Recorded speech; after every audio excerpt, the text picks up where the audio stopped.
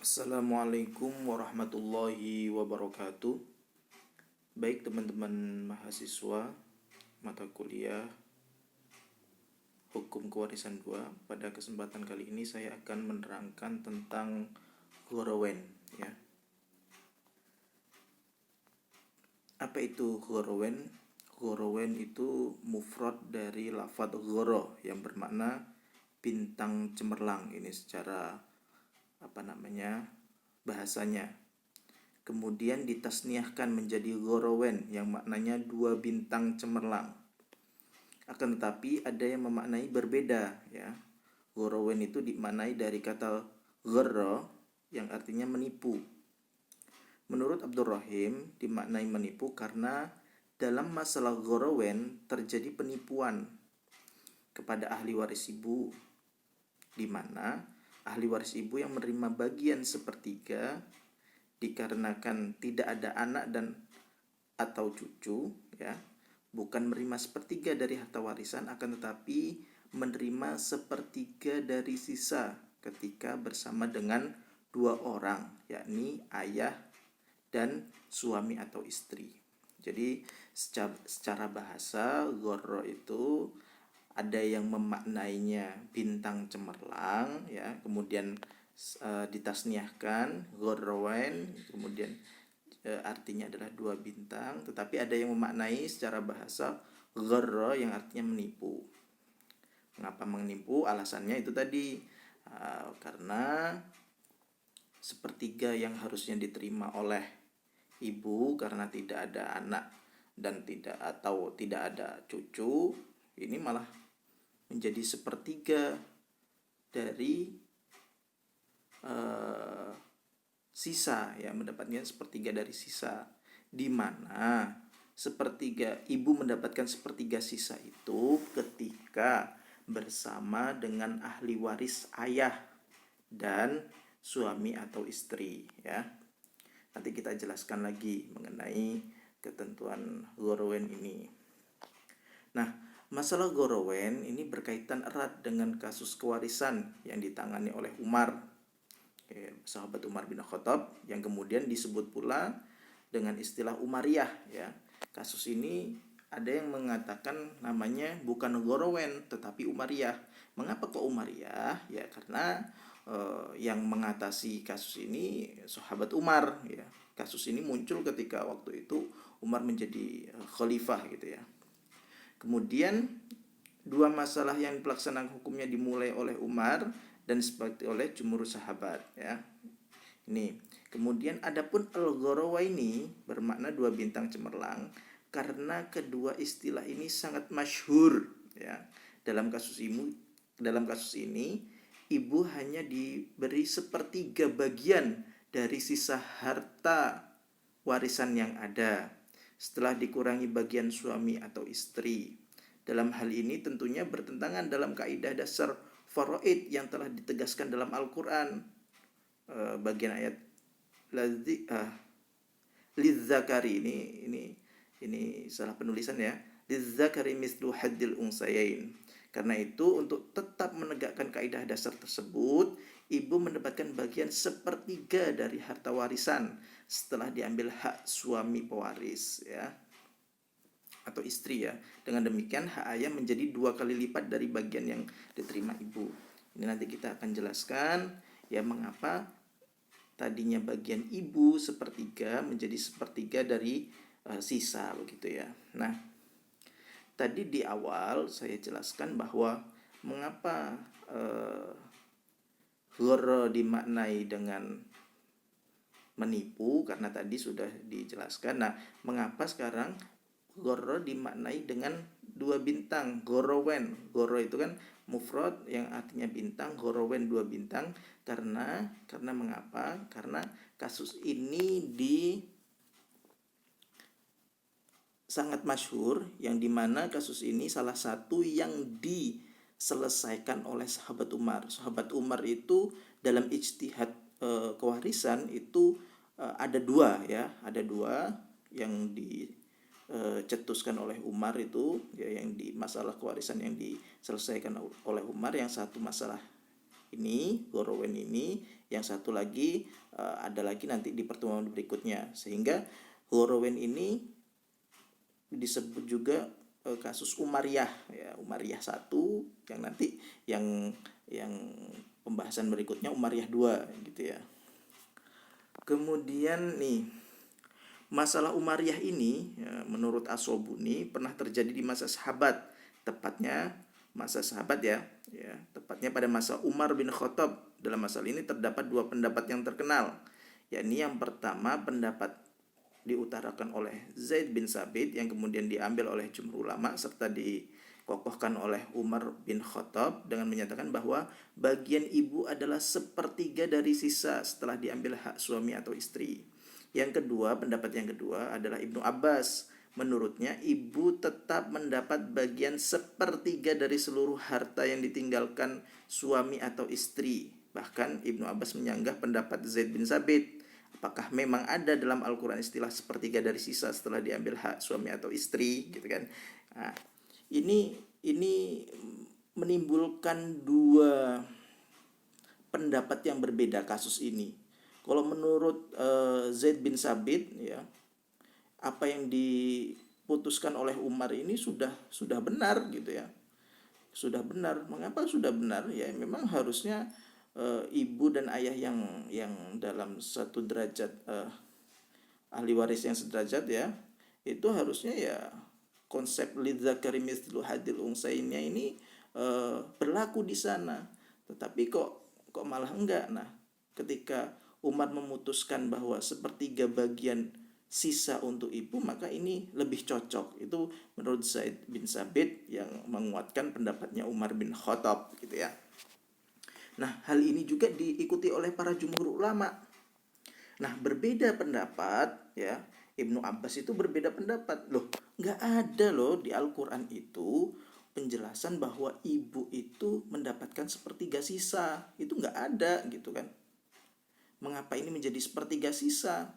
Ya kalau sudah ibu ketika ahli waris nggak punya anak dan atau cucu ya sebagian ibu ya sepertiga. Mengapa harus sepertiga sisa?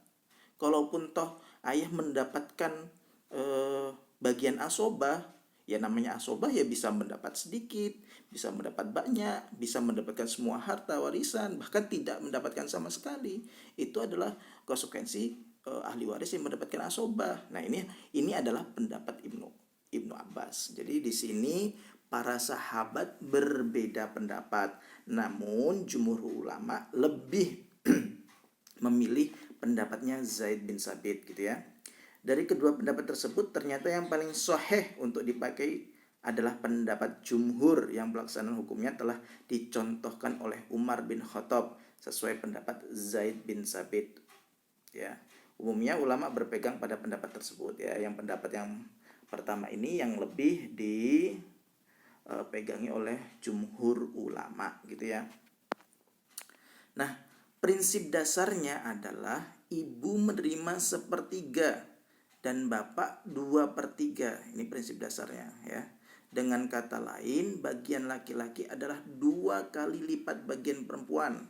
Keadaan ini tetap berlaku di manakala ya ibu dan bapak bersama-sama dengan ahli waris suami atau istri. Jadi setelah bagian suami atau istri diberikan, maka ibu menerima sepertiga dan bapak menerima sisanya. Nah, kasus Ghorowen ini terjadi hanya dalam 2 kemungkinan saja ya, diingat-ingat.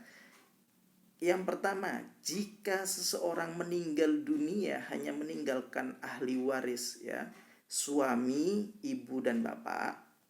Atau yang kedua, jika seseorang meninggal dunia hanya meninggalkan ahli waris istri, ibu dan bapak, maka kasus ini dinamakan kasus Ghorowen ya, atau Umayyah 1.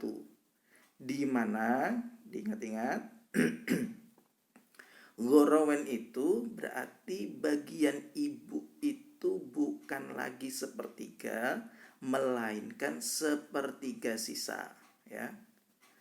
Kemudian bapak mendapatkan asobah, suami mendapatkan setengah ya, istri mendapatkan 1/4 gitu ya. Misalkan pada kasus yang pertama, maka jika yang kasus yang pertama suami ibu bapak, suami mendapatkan setengah, ibu mendapatkan sepertiga sisa, bapak mendapatkan asobah. Istri ya, yang kasus yang kedua, istri mendapatkan seperempat, ibu mendapatkan sepertiga sisa, kemudian bapak mendapatkan asobah, gitu ya. Diingat-ingat. Jadi ada dua kemungkinan ini saja yang dikatakan kasus gorowen ya. Nah, pada dasarnya bagian sepertiga merupakan bagian dua ahli waris ya. Pada dasarnya ya, diingat-ingat ketika pelajaran mata kuliah hukum kewarisan 1 telah dijelaskan ya, siapa-siapa yang mendapatkan bagian sepertiga ya. Ya, sepertiga itu ya bagiannya ibu dan saudara laki-laki dan atau saudara perempuan seibu, 2 orang atau lebih ya. Kalau saudara seibunya hanya 1 ya bukan sepertiga tapi 1/6. Coba nanti dibuka lagi catatannya. Jadi pertama, ibu itu mendapatkan ya sepertiga dengan 2 syarat ya. Syarat yang pertama, yang meninggal tidak mempunyai anak dan cucu dari anak laki-laki dan seterusnya ya. Ya, anak tidak mempunyai anak dan cucu dari anak laki-laki dan seterusnya ya. Seperti hal ini didasarkan pada firman Allah Quran surat An-Nisa ayat 11. Nah, yang kedua, jika orang meninggal itu tidak mempunyai saudara ya, tidak mempunyai saudara laki-laki atau saudara perempuan ya, baik sekandung, seayah atau seibu ya, mereka berhak mendapatkan ya, mereka berhak mendapatkan waris atau terhalang. Jadi ibu itu mendapatkan sepertiga ya jikalau si mayit tidak mempunyai anak dan atau tidak mempunyai cucu dari anak laki-laki. Syarat yang pertama itu. Syarat yang kedua, apabila si mayit tidak memiliki saudara ya, tidak memiliki saudara, baik itu saudara perempuan atau laki-laki, baik itu sekandung, seayah atau seibu ya. Syaratnya 2 atau lebih. Kalau hanya 1 ya maka bagian ibu masih seper-6. Tetapi kalau sudah 2 bagian ibu itu mendapatkan sepertiga ya. Kalau ada saudara-saudara, berarti kalau tidak ada saudara-saudara, kalau ada saudara-saudara bagian ibu 1/6 ya gitu. Ini harus dipahami. Jadi dibuka lagi bagian-bagian mengenai bagian ibu itu berapa saja dan apa syaratnya gitu ya. Nah, kedua itu yang mendapatkan bagian sepertiga adalah saudara laki-laki dan saudara perempuan seibu, 2 orang atau lebih mendapatkan sepertiga dengan syarat ini ya, tidak ada orang tua atau anak keturunan, dan itulah yang dimaksud dengan lafadz kalalah. Kemudian jumlah mereka 2 orang atau lebih ya. Jadi saudara baik laki-laki maupun saudara perempuan ini ya, yang seibu dengan si mayit itu, dia bisa mendapatkan sepertiga kalau tidak terhijab ya oleh tidak terhijab oleh orang tua. Kalau tidak ada orang tua, si mayit tidak meninggalkan orang tua, anak keturunan, dan kalalah itu saudara-saudara si mayit yang sekandung, seayah itu kalau tidak ada ya maka saudara laki-laki saudara laki-laki dan perempuan seibu ini bisa mendapatkan sepertiga. Tapi yang syarat yang kedua harus 2 orang atau lebih. Kalau cuma 1 ya hanya mendapatkan 1/6 gitu ya. Nah, ini sebenarnya materi slide yang ini dan ini hanya mereview ulang siapa sih ahli waris yang mendapatkan sepertiga itu. Ini sebenarnya slide ini dan slide ini hanya untuk menegaskan sebenarnya bagian ibu itu sepertiga loh. Nah, tetapi dalam kasus gorowen bukan sepertiga lagi, akan tetapi sepertiga sisa gitu ya, setelah diambil bagian istri atau suami. Nah, Jadi suatu kasus bisa dikatakan ghorwen apabila telah diketahui dan ditentukan siapa saja yang menjadi ahli waris dari yang meninggal. Kemudian siapa yang terhijab dan ternyata yang berhak untuk mendapatkan warisan hanyalah suami, istri dan suami atau istri, ibu dan bapak. Jadi bisa saja ya, bisa saja ahli waris itu tidak hanya suami atau istri, ibu dan bapak, tidak hanya 3 orang itu saja, akan tetapi bisa ada saudara sekandung atau saudara seayah atau saudara seibu ya gitu, bisa saja begitu. Tetapi kan saudara-saudara itu tidak bisa mendapatkan ahli waris selama ada bapak. Jadi bapak itu menghijab ahli waris yang lain, sehingga ahli waris yang berhak menerima bisa hanya bapak, ibu, dan suami atau istri gitu ya. Nah itu konsep hajib mahjubnya harus dipelajari lagi. Ini di hukum kewarisan 2 sudah dipelajari tentunya ya, tentang hajib mahjub. Siapa bisa menghalangi siapa ya. Konsep hajib mahjub itu ada yang hijab ya. Maksudnya hajib mahjub itu konsep hijab ya, hijab atau menghalangi, ada hijab hirman, ada hijab nukson ya. Coba nanti Anda pelajari lagi. Nah, dan apabila ternyata ini melanjutkan materinya, dan apabila ternyata ahli waris yang berhak untuk mendapatkan warisan hanya terdiri dari suami atau istri, ibu dan bapak, maka dapat dipastikan bahwa persoalan kewarisan tersebut adalah persoalan yang khusus, yaitu al-ghorwen. Contoh kondisi atau kemungkinan pertama ya seperti ini ya. Ahli waris terdiri dari suami ya, ibu, bapak ya. Suami itu mendapatkan setengah bagian. Mengapa setengah bagian? Karena tidak ada anak. Ibu mendapatkan sepertiga. Mengapa? Karena si mayit tidak punya anak. Bapak mengapa asobah ya? Karena tidak ada anak ya. Kalau ada anak bukan asobah ya. Bisa sepertiga, bisa seperenam gitu ya. Tergantung anaknya ada anak laki-lakinya atau tidak gitu ya. Nah, ini bagian bapak coba nanti dipelajari lagi gitu ya. Nah, ketika seperti ini maka asal masalahnya adalah 6. Asal masalah 6 dari mana? KPK dari 2 dan 3. Ini kan penyebutnya kan bilangan 2 dan 3. Maka KPK-nya adalah 6 ya.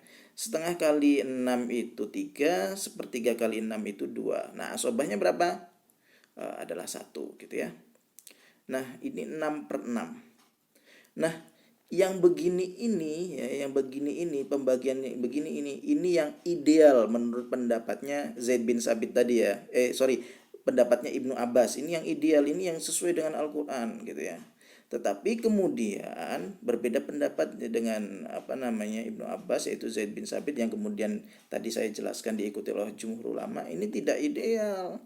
Masa ibu dan bapak yang derajat ahli warisnya sama, yaitu ya sama kok, ibu bisa mendapatkan lebih banyak dari bapak, ini malah justru tidak pas dengan konsep umum, yaitu lidzakari mislu hadil unsayain gitu ya. Maka ini tidak tepat. Nah, di sini ada penjelasannya. Apabila penyelesaian dilakukan seperti di atas, terlihat bahwa ibu adalah 2 bagian sedangkan bapak hanya 1. Adalah sepertinya pendapatan ibu ya, padahal semestinya pendapatan ibu, sebab bapak ini harusnya lanjut ya, sebab bapak selain sebagian sahibul farad juga merupakan asobah. Jadi persoalan ghoror ini terletak pada pendapatan ibu yang lebih besar dari pendapatan bapak ya. Tadi sudah saya jelaskan, harusnya ini ibu ini ya tidak boleh dong lebih besar daripada bapak. Konsepnya kan lidzakari mislu hadil unsayain gitu ya, gitu. Tapi ini adalah perbedaan pendapat tentang kasus ini. Tetapi ini tidak pas menurut Zaid bin Sabit atau menurut Umar bin Khattab, yang kemudian dikuatkan oleh Zaid bin Sabit gitu ya, yang kemudian diikuti oleh para jumhur ulama. Harusnya bagian bapak itu lebih besar dong daripada ibu gitu ya. Nah, kemudian slide berikutnya. Apabila penyelesaian dilakukan seperti di atas, terlihat bahwa ibu 2, ini mengulangi lagi ya, mengulangi slide yang yang tadi ini. Nah, contoh kasus. Ini contoh lagi. Kalau tadi suami, sekarang istri ya, kasus yang kedua. Jika seseorang anak meninggal dunia dan ia meninggalkan istri, ibu, dan ayah, istri mendapatkan bagian seperempat dari seluruh harta peninggalan suaminya, sedangkan ibu mendapatkan bagian perempat dari sisa setelah diambil hak istri. Adapun bagian ayah adalah sisa harta asobah ya. Seperempat bagian istri, sepertiga sisa ibu, asobah ayah. Nah, ini asal masalahnya harusnya bisa 12 ya. Ini bisa 4, coba menggunakan 4 ya, masih bisa juga. Ya 4, 1, kemudian kan 3 sisanya. 3 dikali sepertiga sisa ya. 3 kan hasilnya 3 nih antara ibu dan ayah. Sepertiga sisa ini ya dikalikan 3 ya berarti 1. Kemudian asobah 3 dikurangi 1 ya 2, berarti posisinya ini. Nah, ini malah tepat ya, tepat. Ini adalah penyelesaian menurut Umar bin Khattab dan yang didukung oleh Zaid bin Sabit gitu ya. Nah, ini sebenarnya bisa juga misalkan asal masalahnya dari KPK 4 dan 3 gitu ya. 4 dan 3 asal masalahnya berarti 12 ya, 12 kali seperempat nanti bagian istri 3, kemudian 12 dikurangi 3 9. 9 itu untuk bagian ibu dan ayah. Tetapi ibu itu kan mendapatkan sepertiga sisa. Sisanya berapa? 9. Sepertiga dari 9 berapa? Ya berarti ya 3 gitu ya. Bagiannya 3. Asobahnya berapa? 9 kurang 3 6. Berarti nanti bagian ayah 6, bagian ibu 3 ya, bagian ibu 3, bagian istri tadi 3 gitu ya. Nah, itu misalkan asal masalahnya 12, itu sama saja ya. Baik asal masalahnya 4 atau 12. Nah, karena pembaginya beda antara 4 dan 12, tapi nanti hasilnya sama saja bagian yang akan diterimanya gitu ya. Nah, mungkin itu saja penjelasan singkat dari saya. Kurang lebihnya mohon maaf. Wabillahi taufiq wal hidayah, waridho wal inayah. Wassalamualaikum warahmatullahi wabarakatuh.